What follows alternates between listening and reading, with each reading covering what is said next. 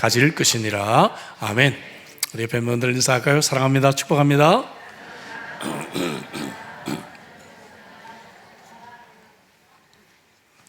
여자 축구가 이렇게 재미있는 줄 몰랐습니다. 어제 우즈베키스탄과의 8강전, 이 정도면 복장상은 받아야 되지 않겠어요? 우리 교인들과 또 교육자들과 함께 어제 응원을 하고 왔습니다. 시드니 올림픽 스타디움. 내일, 오늘이죠. 오늘 이 8강 마지막 경기가 끝나봐야 알겠지만 아마 일본이 이길 가능성이 커서 준결승은 한일전으로 이제 예상이 되고 있습니다. 근데 이 결승 시간이 수요일 예배 시간이에요. 예배 시간. 그래서 우리는 이제 중보기도 팀으로 분류가 되어서 예배 드리면서 기도를 해야 될 것 같습니다. 한일전은 늘 경기 이상의 뭔가가 참 있는 것 같습니다. 그래서 일본 특집 퀴즈를 한번 해보겠습니다. 일본 사람이 레몬을 먹으면서 무엇이라고 할까요? 우리가 이런 게 좀 약해요, 그죠? 노력을 좀 하셔야 되겠습니다. 와타시마. 카레를 맛있게 먹으면서 와카레 맛있다. 귤이 일본에서 하는 말은 나카부라. 그리고 낚시를 제일 잘하는 사람은 다나카였습니다. 한일전을 좀 기대해 봅니다. 지난 주일에 우리 아브라함과 멜기세덱의 영적 교제에 대해서 좀 말씀을 생각해 봤어요. 멜기세덱은 예수 그리스도의 그림자다, 그렇게 말씀드렸죠. 그래서 오늘은 먼저 예수님의 속죄를 좀 더 생각해 보고 뒷부분에 좀 말씀을 이어지려고 합니다. 예수님의 이 속죄는 먼저 완전한 속죄였다 하는 것을 우리가 기억할 필요가 있습니다. 본문 17절에 보니까 아브라함이 그돌라오멜과 그와 함께한 왕들을 쳐부수고 돌아올 때에 소돔 왕이 사회 골짜기 곧 왕의 골짜기로 그를 영접했다. 자, 지난주 잠깐 말씀드렸지만 이때 승리를 거두고 오는 이 아브라함을 소돔 왕뿐만 아니라 멜기세덱, 그 외에도 많은 사람들이 마중을 놓았습니다. 이제 이 팔레스타인 지역의 강자는 아브라함입니다. 그래서 아브라함에게 줄을 좀 대기 위했겠죠. 그래서 많은 사람들이 왔는데 이 장소가 어딘가 하면은 킹스밸리, 왕의 골짜기다 하는 것이죠. 이곳이 어딘가 하면은요, 이곳은 감람산과 예루살렘 사이에 있는 계곡입니다. 신약의 기드론 골짜기라고 그렇게 성경에 나와 있습니다. 이름이. 이곳은 예수님이 십자가를 지시기 바로 전에 기도하셨던 겟세마네 동산이 있는 곳입니다. 그러니까 이 장소는 매우 의미 있는 장소라는 것을 알게 되겠죠. 이곳에서 만난 멜기세덱은 예수 그리스도를 상징한다고 지난주 말씀드렸어요. 지난주에 설교의 가장 중요한 포인트 중에 하나가 멜기세덱은 아론의 절차를 따른 제사장이 아니었다. 기억나시죠? 아론의 절차를 따라 제사장이 된 그러한 사람들은 불완전한 제사를 드릴 수밖에 없었습니다. 제사장 자신도 죄인이기 때문에 먼저 자신을 위해서 제사를 드리고 난 뒤에 백성을 위해서 제사를 드렸어요. 뿐만 아니라 그 제사는 반복적으로 드려야 했던 것입니다. 히브리서 7장 26절에 보니까 이러한 대제사장은 우리에게 합당하니 거룩하고 악이 없고 더러움이 없고 죄인에게서 떠나 계시고 하늘보다 높이 되시니라.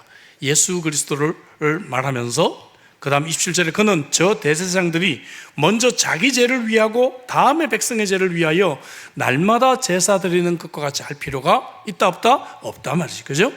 구약의 제사장들은 이렇게 자기를 위해서 먼저 제사 드리고 백성을 위해 제사를 드렸지만 예수님은 그럴 필요가 없으셨다 이거예요. 단번에 자기를 드려 이루셨다라고 말하고 있습니다. 완전한 속죄 제사였다는 것을 말하고 있는 것이죠. 나가서 예수님의 속죄는 실제적인 속죄였습니다. 구약의 희생 제물은 그림자였어요. 나중에 예수님이 오실 거예요. 그 예수님의 그러한 속죄를 통해서 우리가 구원을 받는데 아직 예수님이 오시지 않았으니까 뭔가 교육이 필요하잖아요. 그래서 이 희생 제물을 통해서 그들이 하나님을 예배하게 되었다는 것입니다. 그러나 예수님의 이 속죄는 실제로 우리의 죄를 이제 사하시는 것이었다는 것이죠. 히브리서 9장 11절 이하에 그리스도께서는 장래 좋은 일로 대제사장으로 오사 손으로 짓지 아니한 곳 이 창조에 속하지 않은 더 크고 온전한 장막으로 말미암아 염소와 송아지의 피로 하지 아니하고 오직 자기의 피로 영원한 속죄를 이루셨다. 그리고 마지막 절 보니까 24절 영원하신 성령으로 말미암아 흠없는 자기를 하나님께 드린 그리스도의 피가 어찌 너희 양심을 죽은 행실에서 깨끗하게 하고 살아계신 하나님을 섬기게 하지 못하겠느냐, 이렇게 말하고 있습니다. 예수님의 이 피는 실제적으로 우리를 속죄한 그러한 속죄였습니다. 나아가 예수님의 속죄는 영원한 속죄였음을 말하고 있습니다. 구약의 제사는 자주 반복되어야 된다고 말씀드렸습니다. 그러나 히브리서 10장 12절 이하에 오직 그리스도는 죄를 위하여 한 영원한 제사를 드렸다. Once forever. 그죠? 그 후에 그가 거룩하게 된 자들을 한 번의 제사로 영원히 온전하게 됐다라고 말씀하고 있습니다. 이러한 속죄에 대한 말씀은 우리로 하여금 믿음과 소망과 사랑을 갖게 해줍니다. 우리는 예수님이 이루신 속죄를 믿음으로 하나님께 나아가게 됩니다.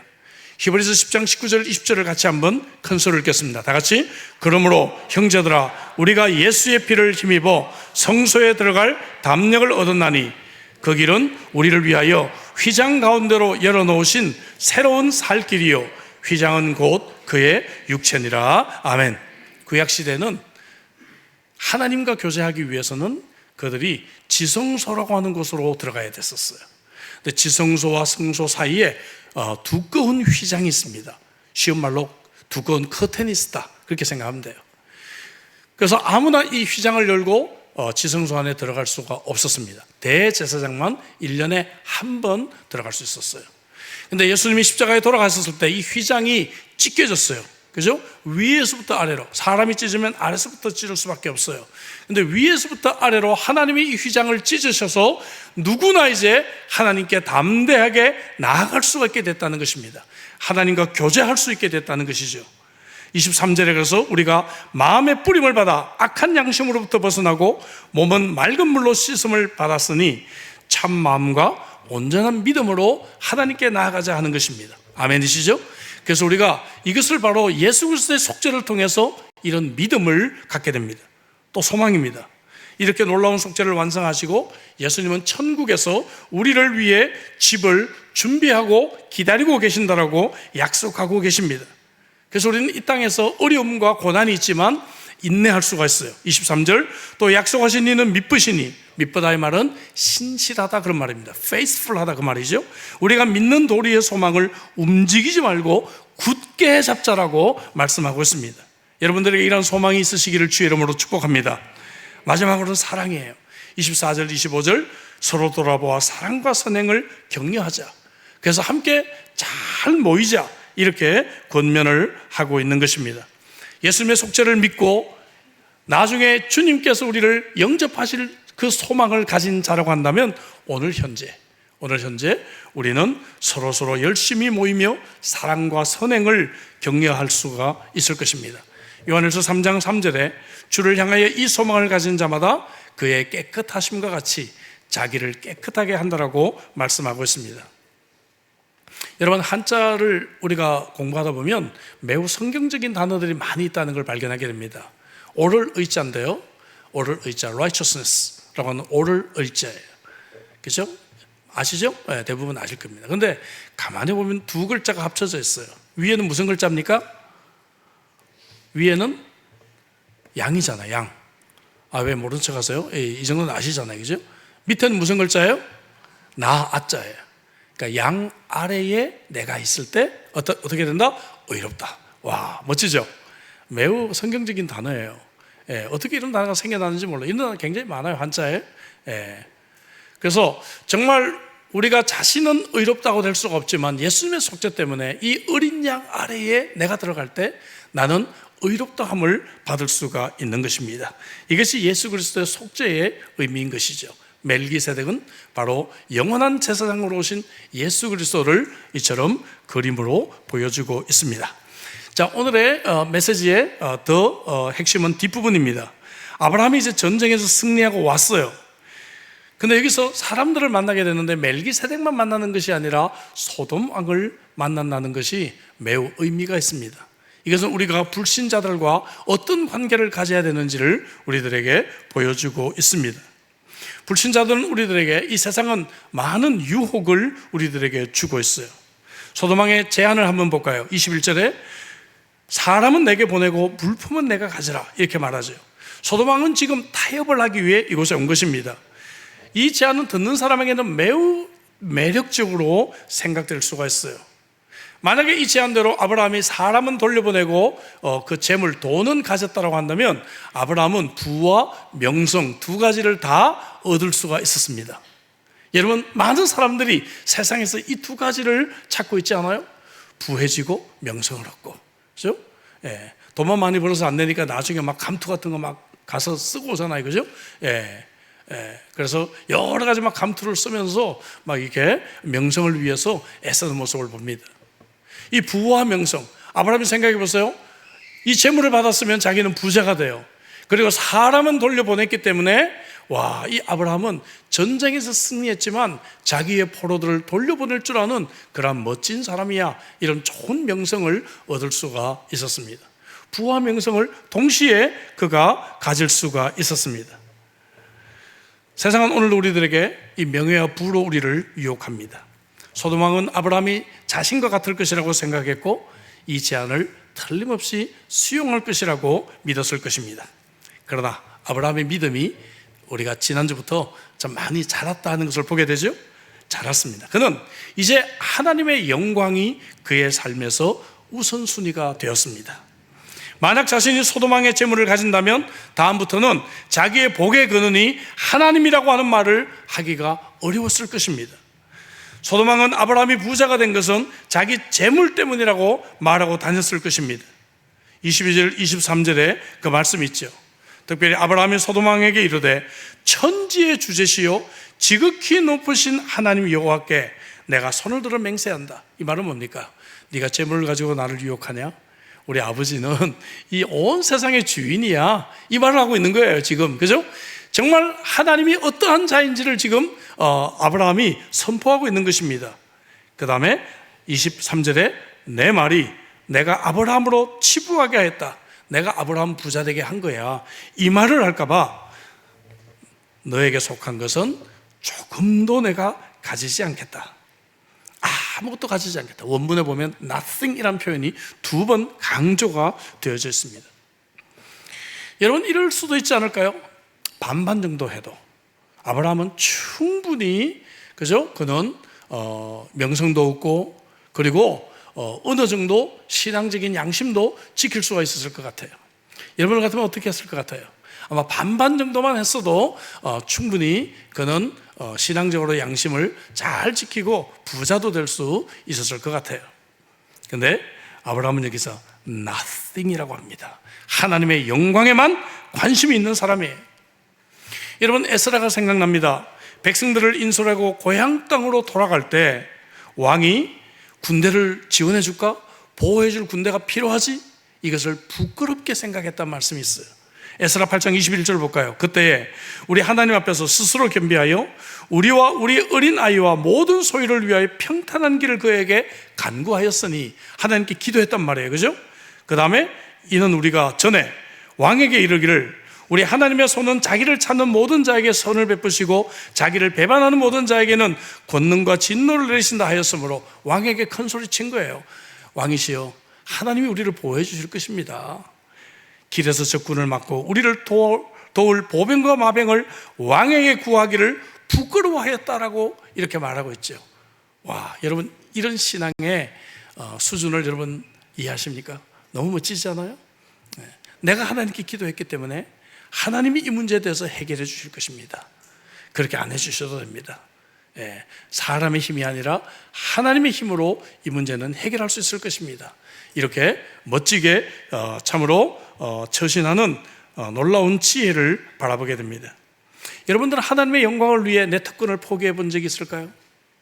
당연히 내가 할 수도 있는데, 당연히 내가 그 돈 받을 수 있는데, 정말 하나님의 영광을 위하고 그리스도인의 그러한 증거를 위해서 내가 그것을 양보하고 내가 그것을 포기하고 내가 다른 사람에게 참으로 그 부분을 선을 베푼 그러한 예들이 여러분들에게 있으십니까?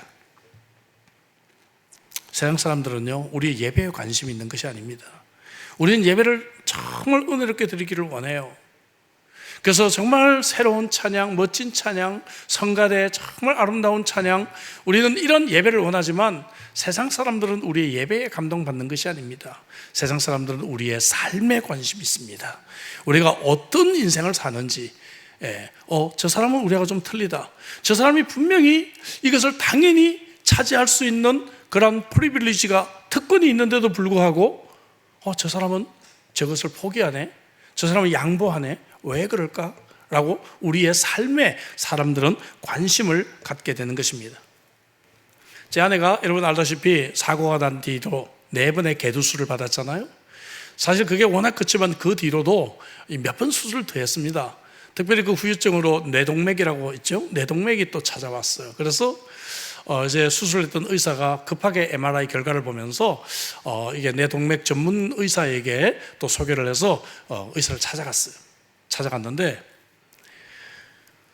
의사가 이렇게 상담을 하고 진료를 하면서 이제 수술을 해야 될 것 같다고 날짜를 뭐 한 2달 정도 뒤에 이렇게 잡고 이렇게 하려고 하다가 이 의사의 마음에 뭔가 변화가 일어나는 것이 보였어요.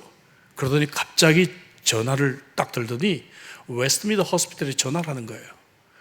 그 전화가 안 되니까 당황하더니 막 3번, 4번을 전화하다가 안 되니까 전화기를 내려놓고 저에게 하는 얘기가, 지금 전화가 안 되는데 오늘 오후까지 병원에서 전화가 오면 내일 아침 7시에 이머전시로 들어와라. 내가 기다리고 있겠다 그러는 거예요.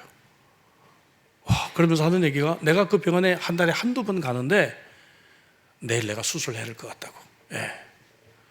여러분 이런 의사 봤습니까? 그러더니 또 진료비도 안 받아요. 메디케어 이렇게 뭐 해봐야 얼마 안 되잖아요. 그러면은 한 300불 정도 이 갭 차지를 내야 되는데 그것도 받지 않아요. 이분을 제가 한 6번 정도 만났는데 제 아내 때문에 한 번도 진료비를 받지 않았어요.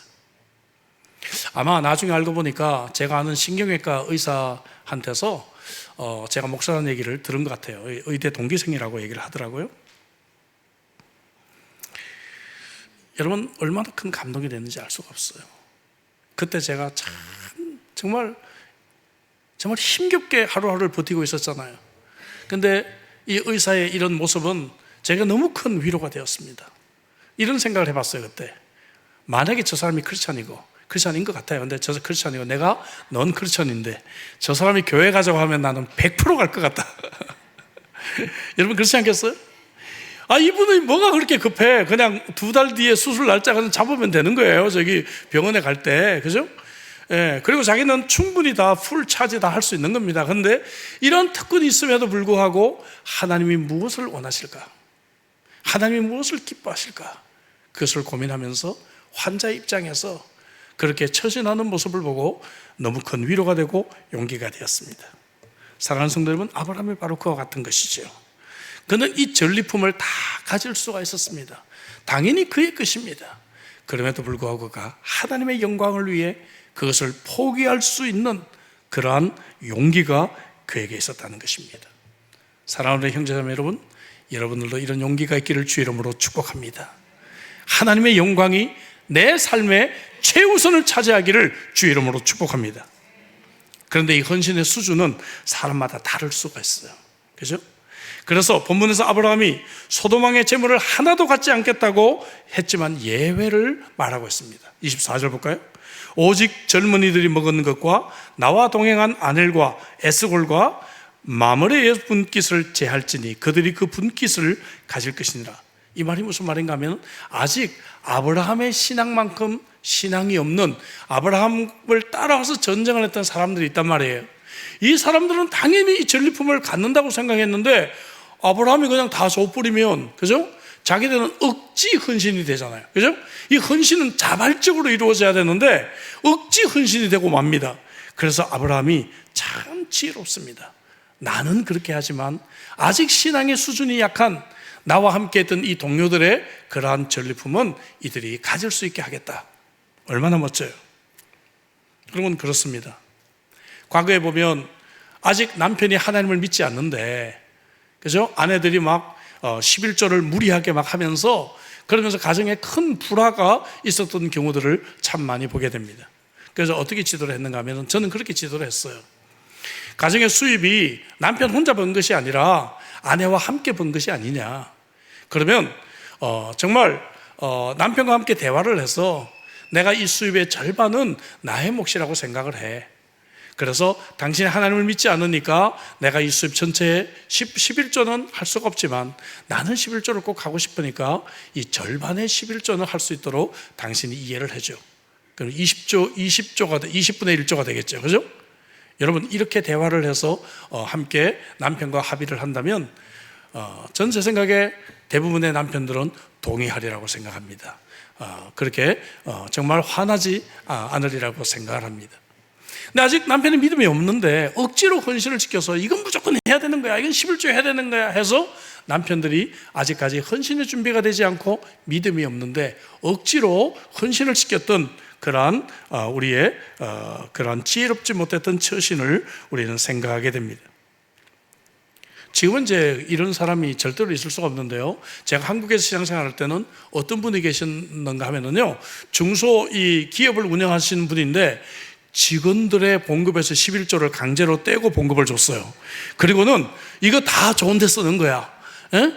교회 헌금하고 선교 헌금으로 다 보내는 거야.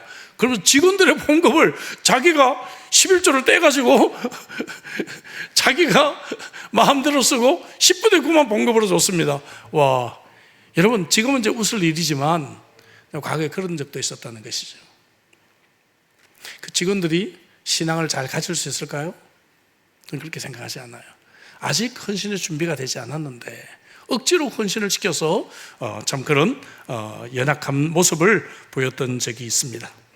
그러나 여러분, 우리 자신들은 우리 전리품을 챙기는 그러한 수준에서 벗어나서 아브라함처럼 진정한 주님의 제자로 성숙하기를 주 이름으로 축복합니다.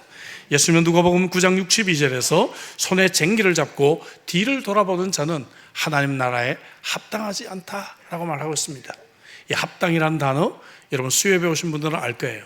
도키마소라고 하는 헬라어는 이것은 장인들이 도자기를 빚었을 때 이 도자기가 합격, 이거는 정말 멋진 작품이 될 수 있어라고 합격, 어떤 거는 잘 안 구워져 나오잖아요. 그러면 불합격이에요. 합격돼서 나오는 이 도자기에 도키마소라고 하는 단어를 썼습니다. 하나님 보실 때 우리가 합격이다 말이에요. 합격. 하나님 보실 때 합격이 되려면 손에 쟁기를 잡고 뒤를 돌아보지 않는 그런 세상의 그런 작은 욕심 때문에 우리의 신앙 양심을 우리가 참으로 어긋나는 그러한 삶을 살지 않는다는 것이죠. 아브라함은 nothing 두 번이나 강조하면서 하나님 앞에서 절대적인 헌신을 그는 약속하고 있습니다.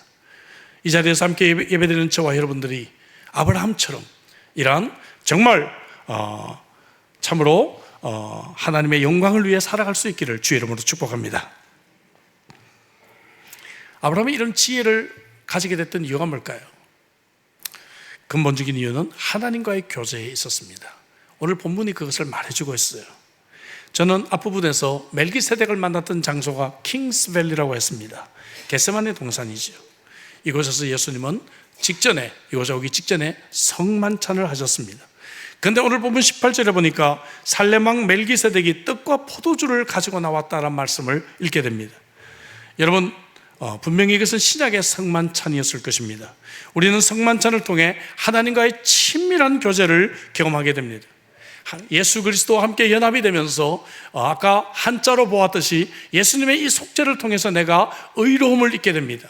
그리고 예수님이 다스리시는 삶을 통해서 진정한 평화를 우리는 경험하게 됩니다. 예수님은 의와 평강의 왕이십니다. 지난주 설교를 기억하십니까? 의와 평강의 왕으로 오신 이 예수 그리스도와 함께 우리는 진정한 교제가 이루어지게 된다는 것이죠. 성만찬을 통해서 하나님과의 깊은 만남과 교제를 한 이 아브라함은 이런 놀라운 지혜를 보여주고 있는 것이죠. 나가서 이 진정한 교제는 일방적이지 않습니다. 하나님께 드리는 헌신이 포함되어 있어요. 20절에 아브라함이 그 얻은 것에서 10분의 1을 멜기세덱에게 주었다고 합니다. 창세기에 처음이 많이 나온다고 말씀드렸는데 11조도 여기에 처음 나옵니다. 리처드 포스터라고 하는 영성신학자는 사람들의 돈에 대한 태도를 보면 하나님에 대한 태도를 알 수가 있다고 말을 하면서 돈은 영성의 척도라고 하는 말을 남겼습니다. 헤럴드 피케드라는 신학자는 그리스도인의 영성의 출발점은 바로 11조의 실천부터 시작된다라고 그런 말을 했습니다. 제가 초등학교 시절에 어느 날 갑자기 아버님이 수년 전까지 헌금 기록을 다시 한번 살펴보시다가 옛날에 비해서 우리 수입이 정말 많아졌네 그러시면서 다음 달에는 특별히 감사하는 의미에서 10의 2조를 드리시겠다고 하신 적이 있었습니다. 11조 하는 사람은 그것을 실감해요. 계획 없이 헌금하는 사람은 내가 수입이 늘어났는지 줄어들었는지 별로 그렇게 잘 느끼지를 못합니다. 나 11조를 하는 사람은 하나님이 나를 어떻게 축복해 주시고 어떻게 참으로 수입을 늘게 하셨는지를 기억합니다. 헌금을 즉흥적으로 하는 사람은 알 수 없는 수준이 있습니다. 그래서 11조가 늘어나기 시작하면서 하나님께서 내 생애를 얼마나 축복하셨는지를 우리는 기억하게 된다는 것입니다. 사랑은 일방적일 수가 없어요. 사랑은 항상 쌍방적이어야 됩니다.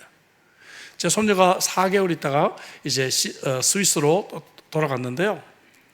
이곳에서 유치원을 다녔어요. 근데 유치원에서 자주 할아버지 선물을 가져와요. 빵을 하나 만들었다 하면서 할아버지가 할아버지 생각하면서 만든 빵이야. 그래서 선물을 가져와요. 할아버지 그린 거야. 할아버지를 위해서 만들었다면서 뭔가를 만든 것을 가져와요. 여러분 그것을 선물을 받는 제가 마음이 어떻겠어요? 이게 돈으로 따지면 이게 이불도 안 되는 거 이런 걸 선물로 가져와? 그렇게 생각하겠어요 제가? 그렇진 않겠죠? 너무 기뻐요. 너무 즐거워요. 우리가 하나님 앞에 11조를 드리고 헌금을 드린다고 하는 것은 하나님의 마음을 기쁘시게 하는 것입니다.